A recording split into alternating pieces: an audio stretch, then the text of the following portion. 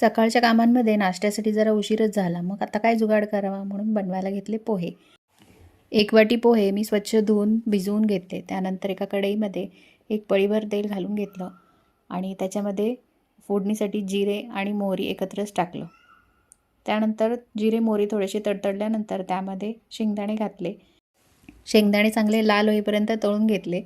त्यानंतर त्यामध्ये मी एक चिरलेला कांदा घातला. तुम्ही यामध्ये उभा चिरलेला कांदासुद्धा घालू शकता. कांद्यासोबतच थोडी कढीपत्त्याची पानं घालून ते एकत्र सर्व परतून घेतलं. छान भाजून घेतलं तेलामध्ये. कांदा हा पूर्ण न भाजता मी थोडा अर्धा कच्चाच ठेवला आहे, कारण तो दाताखाली आल्यानंतर कुरकुरीत छान लागतो खाताना. त्यासोबतच आता मी त्याच्यामध्ये थोडीशी हळद घातली आणि आता हे सर्व छान मिक्स करून घ्यायचं आहे.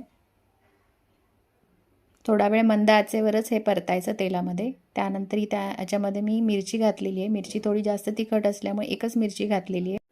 घरामध्ये जर लहान मुलं असतील आणि त्यांना जर जास्त तिखट आवडत नसेल तर मिरचीचं प्रमाण कमीच ठेवावं.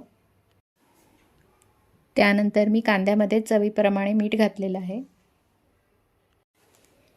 हे सर्व छान मिक्स करून घेऊन मंद आचेवर थोडा वेळ भाजून घ्यायचं आहे. आणि आता आपण त्यामध्ये ॲड करणार आहोत भिजवलेले पोहे.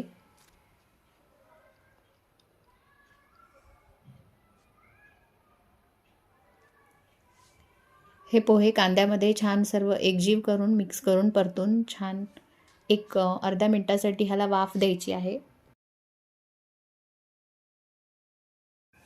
एक वाफ काढून झाल्यानंतर त्याच्यावर कोथिंबीर टाकायची आहे आणि छान मिक्स करून घ्यायची आहे. आणि आता खाण्यासाठी तयार आहे आपले झटपट बनणारे पोहे. कमी वेळात झटपट बनणारी आणि पारंपरिक अशी महाराष्ट्रीयन पद्धतीचे पोह्याची रेसिपी तुम्हाला आवडली का? मला कमेंट करून नक्की सांगा. आणि व्हिडिओ आवडला असेल तर लाईक, शेअर, सबस्क्राईब करायला विसरू नका.